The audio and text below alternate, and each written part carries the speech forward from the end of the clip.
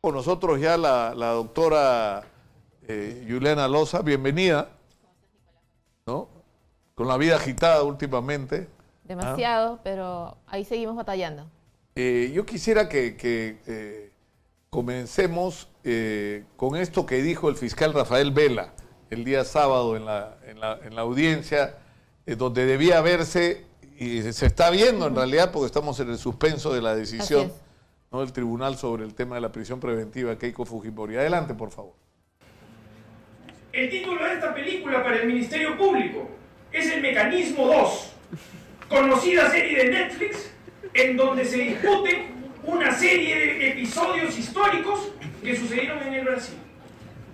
La gran corrupción transnacional de la empresa Odebrecht, que se trasladó al Perú y que también, a partir de prácticas absolutamente ilegales, se vincularon a organizaciones políticas que finalmente determinaron un financiamiento ilegal.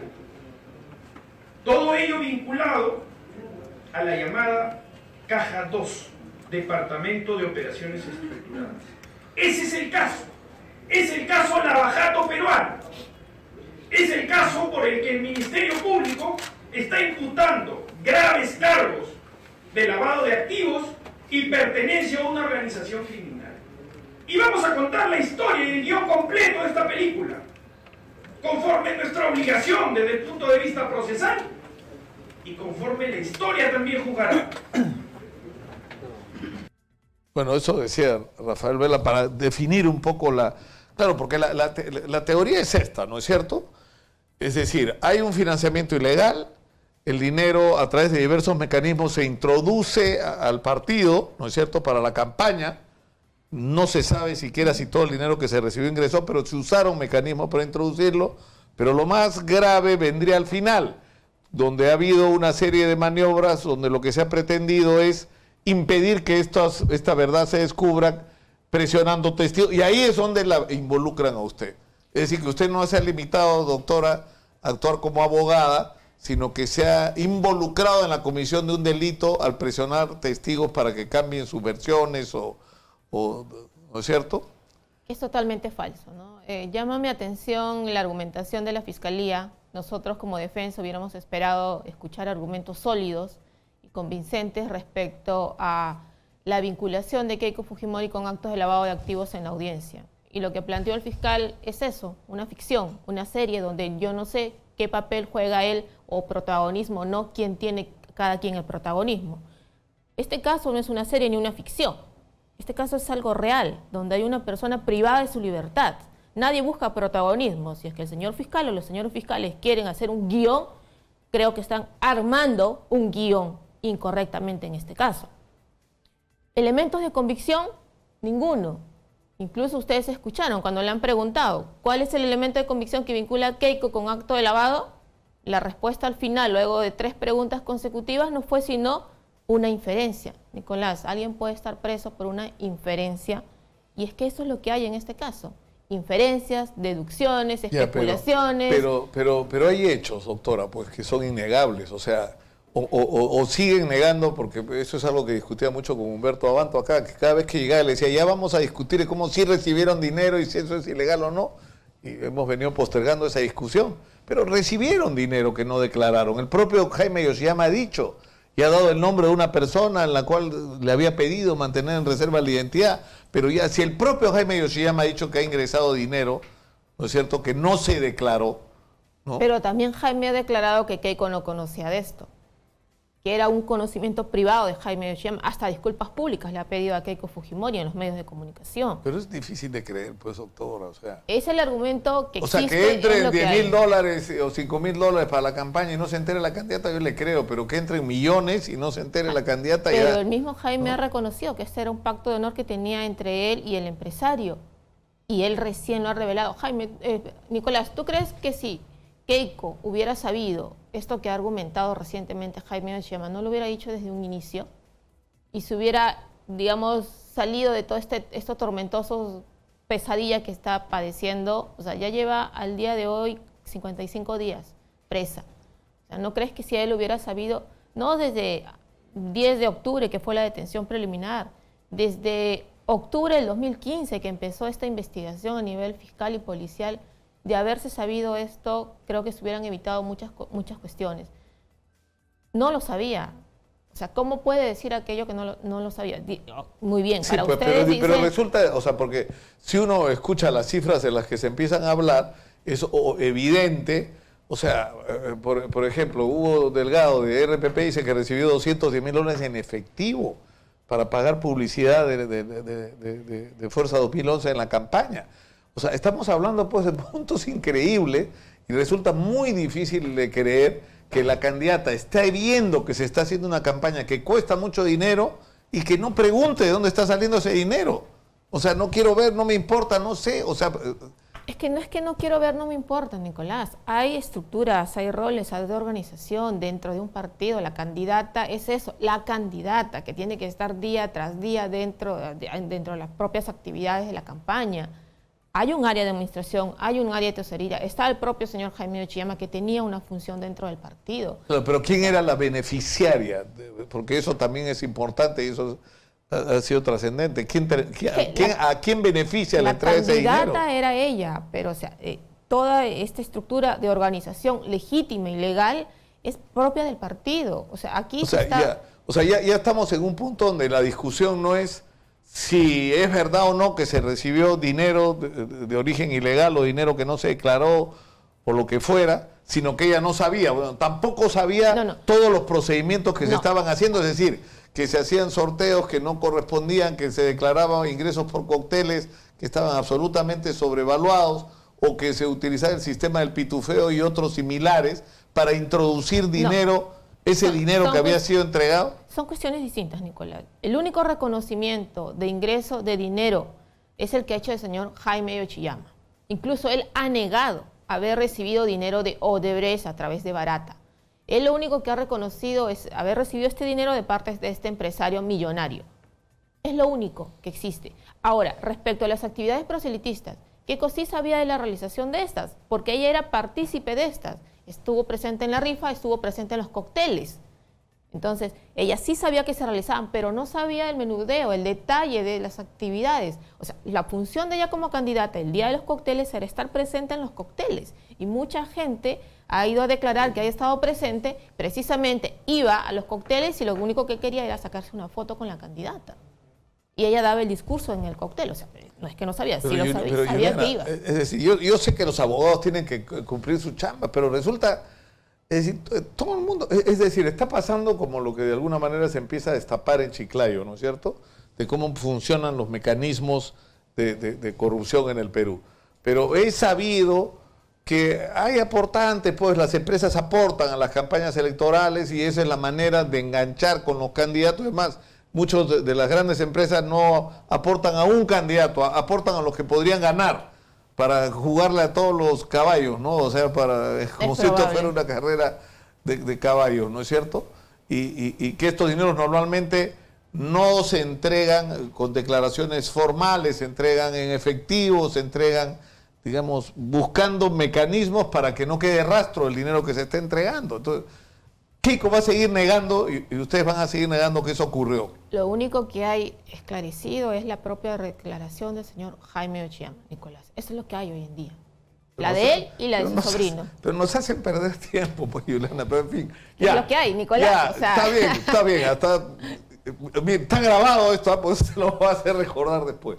Ya, lo segundo es tampoco aceptan, o sea, porque sí se ha acreditado que había, y una vez más, ¿de dónde viene la información? De Rolando Reategui, de algunas otras personas, como el sobrino de Jaime Ochiyama, ¿no es cierto? Que había una serie de mecanismos que se utilizaban para introducir el dinero como si hubiera sido aportado por personas que no habían aportado, que es pitufeo y más, ¿no es cierto?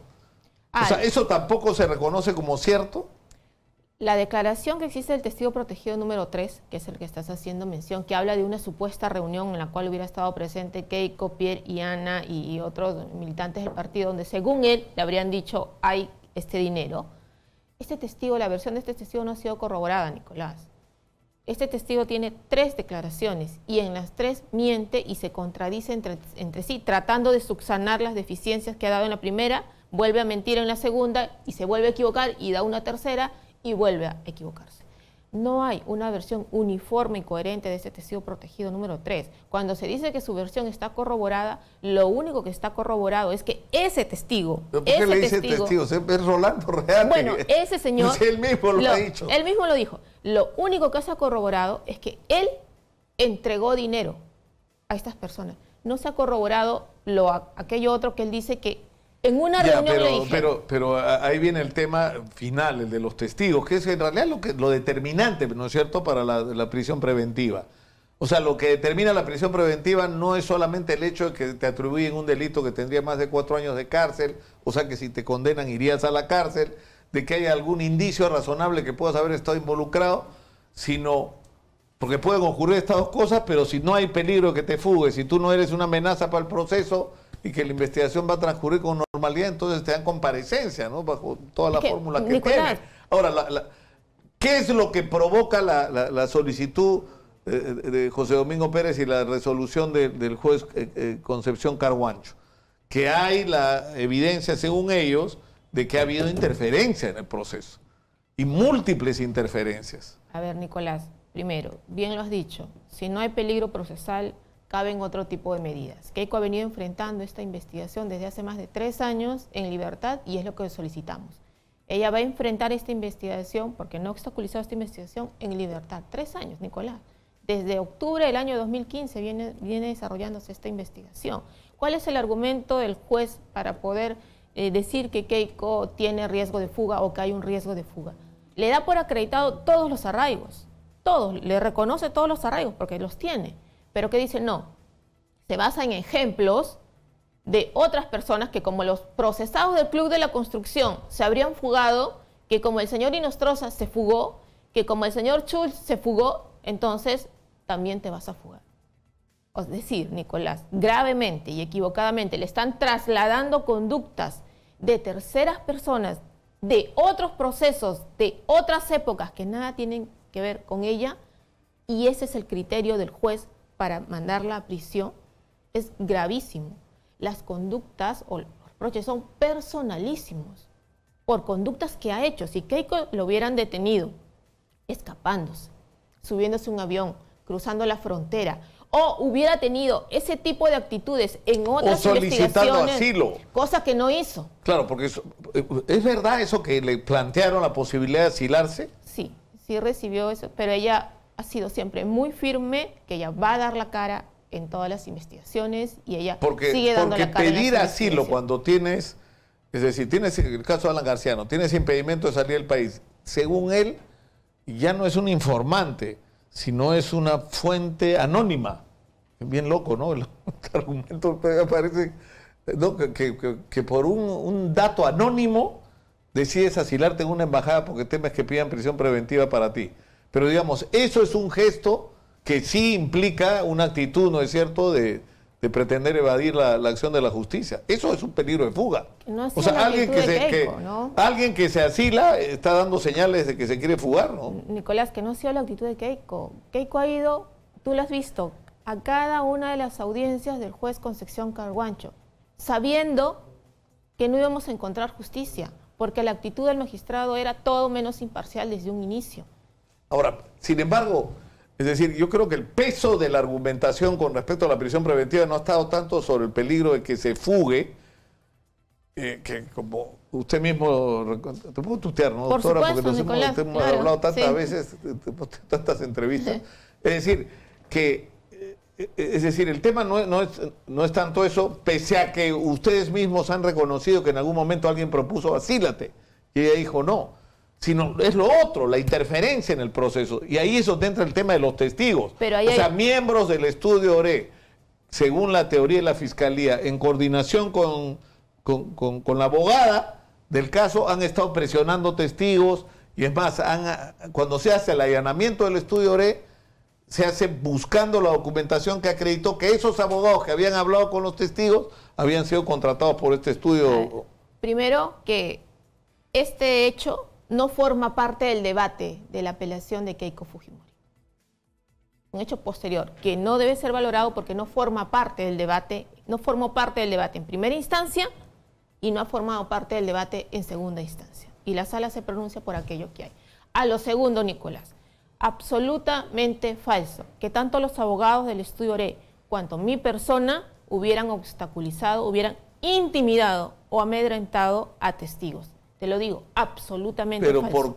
¿por qué dicen que los habrían presionado para que cambien su testimonio o para que falseen la realidad?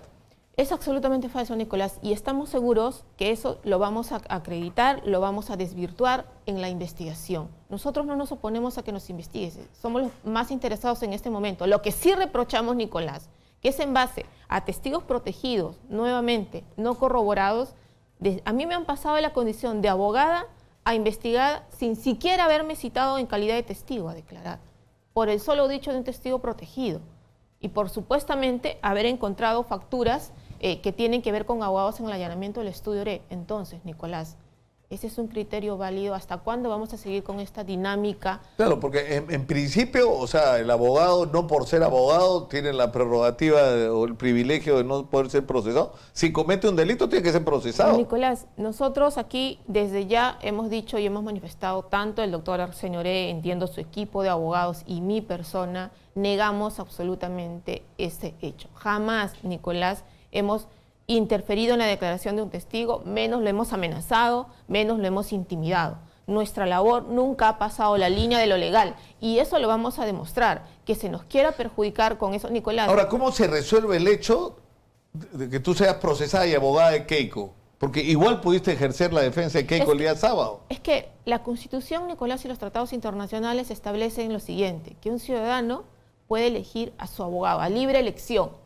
Yo soy la abogada de Keiko por elección de ella y ese derecho no se lo pueden privar. Ya hay sentencias del Tribunal Constitucional, hay sentencias internacionales que reconocen la posibilidad que un co-investigado, investigado patrocine, y en mi caso yo también me voy a patrocinar, obviamente. Yo soy la que me voy a defender en este caso. Vas a ser tu propia abogada. Nada me lo impide, Nicolás, y soy la principal interesada en que esto se esclarezca, porque desde ya este desprestigio que se me pretende causar no lo puedo tolerar.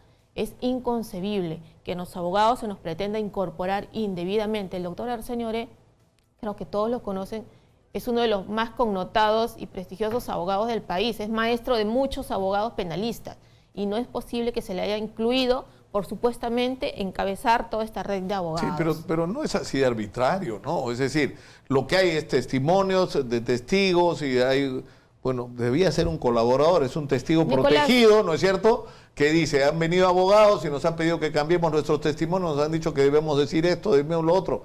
Y cuando se sigue la línea de quiénes son estos abogados, terminas en el estudio Oré. O sea, si hay una razón. No es que se le ocurrió a José Domingo Pérez. Hay un solo testigo protegido que menciona eso. Uno solo, que menciona a uno de los abogados del estudio Oré. Uno. Los otros testigos protegidos, por ejemplo, el testigo protegido que habla en mi caso, dice que yo le habría dicho que si es que el partido pudiera demandarlo en una reunión en el estudio Oré, lo cual es absolutamente falso. Porque ni he tenido reunión en el estudio Oré, ni le he dicho a ello. Nicolás. Entonces, eso se va a aclarar. En verdad, a mí poco me preocupa eso, porque yo sé que eso lo vamos a esclarecer en la investigación. ¿Ustedes qué esperan de esta resolución? Volviendo al tema central, porque te veo así lo más como relajada, importante. o sea que creo que presumes que van a resolver a favor de Keiko. Mira, preocupadas estamos, sin lugar a duda, indignadas también por todo esto que ha venido sucediendo, Nicolás. No hay día que no suceda algo en este caso. Todos los días sucede algo. Relajadas no estamos. Estamos preocupadas, conscientes de que todos los días la Fiscalía hace algo en contra de Keiko. Estamos atentas, estamos alertas a lo que puede pasar. Sí tenemos fe, tenemos esperanza, tenemos certeza que la sala pueda ser imparcial y que actúe conforme a ley, Nicolás. Ahora, Rafael Vela, en la intervención que tuvo, hubo un momento dramático en que él llamó la atención sobre la presión que ellos recibían por parte del Ministerio Público, de su propia institución, ¿no? Una vez más, Nicolás, ¿por qué los fiscales trasladan sus debates o líos internos a este caso? ¿Recuerdas tú cuando terminó la audiencia de prisión preventiva de Keiko? ¿Cuál fue la única declaración que dio el fiscal Pérez Gómez sino ir en contra de su fiscal de la Nación. ¿Cuál ha sido el principal argumento del fiscal Vela en la audiencia del sábado si no es ir en contra de su fiscal de la Nación? Digo yo, ¿se equivocaron de audiencia acaso? ¿Acaso este tipo de audiencias no le tenían que tener al interior del Ministerio Público? ¿Por qué? ¿O acaso por muchas cámaras de televisión o un protagonismo querer trasladar ese debate a este caso? Que discutan ello en la sede correspondiente, pero que no incorporen ese hecho a este caso, más aún cuando no tiene relación con lo debatido en la apelación. Se ha informado, yo no he podido confirmar o no he hablado con Rosa Bartra, por eso lo pongo absolutamente en condicional, que ella visitó al doctor Chávarri antes de esta audiencia. Yo he leído un tuit de la doctora Rosa Bartra donde llama la atención a este trascendido, pero ella informa en el tuit que esta visita lo ha hecho también al defensor del pueblo, a otras entidades. O sea, que sí, ella ha confirmado, no lo he podido ver, la verdad. Hay un tuit que en verdad es propio de la labor, pero no es que haya ido al fiscal de la Nación a darle una reunión. Si tú logras ver, encuentras el tuit más pronto quizás. Sí, lo estoy buscando. Ella le responde a un periodista que entiendo que es el que ha publicado esta nota, donde precisamente ella precisa que es propio de las actividades que ha desarrollado, pero con distintas instituciones, una serie de instituciones a las cuales ha tenido reuniones. Ahora, ¿qué esperan ustedes de esto? O sea, no, que se haga justicia, Nicolás. Claro, pero a mí me decepciona que no vamos de una vez a la discusión. Nicolás, ¿por qué no reconocen que sí ha entrado dinero irregular a Nicolás, la campaña? Y concentrémonos en este incidente de apelación de prisión preventiva. Lo otro se va a esclarecer dentro de la investigación. Para esclarecer eso dentro de la investigación no se necesita a Keiko presa. Keiko bien puede seguir enfrentando la investigación. O sea, Keiko, en el caso de que resuelva, ¿cómo se llama el presidente de la sala? El doctor Salwanay. Salwanay. Digamos, modificar la prisión preventiva por comparecencia restringida podría ser, ¿no es cierto? Es la opción. Está dentro de sus facultades. Es decir, con impedimento de salida del país, está dentro de sus facultades. Yeah. O sea, Keiko no se va a asilar, Keiko no va a irse del país, Nicolás, Keiko no va a fugar. No lo ha hecho en los últimos 18 años, menos lo va a hacer acá. Recuerda la última parte de la exposición de Keiko y ella fue muy clara en eso. A ver, Rosa Bartra retuiteó: Álvaro Reyes, ojalá sus fuentes también le informaran que como presidente de la Comisión de Constitución el viernes también me reuní con el presidente del Tribunal Constitucional, con el defensor del pueblo y con el presidente electo del Poder Judicial. Con todos el tema fue la reforma del sistema de justicia. Pero... Nicolás, o sea, basta de especulaciones. Aquí lo que hay es una serie de especulaciones, pero insisto, ese tema no forma parte del debate de la audiencia. Yo creo que, o sea, ¿qué hace lo del tuit de los fiscales siendo materia de exposición? Yo decía, o me equivoqué de audiencia, o acaso no estamos debatiendo la Una última pregunta, Yolanda, si se acreditara, es decir, o en todo caso, porque esto está en investigación, el caso particular tuyo, ¿esto podría llegar a dónde? O sea, ¿puede ir presa una persona por estos cargos que te están atribuyendo o no? Bueno, tendrían que requerir una prisión preventiva y me voy a defender, obviamente, en ese requerimiento. Sería algo sumamente arbitrario, pero me sé defender, Nicolás. Juliana Loza, abogada de Keiko Fujimori y ahora abogada de sí misma, ha estado con nosotros. Muchas gracias por estar acá.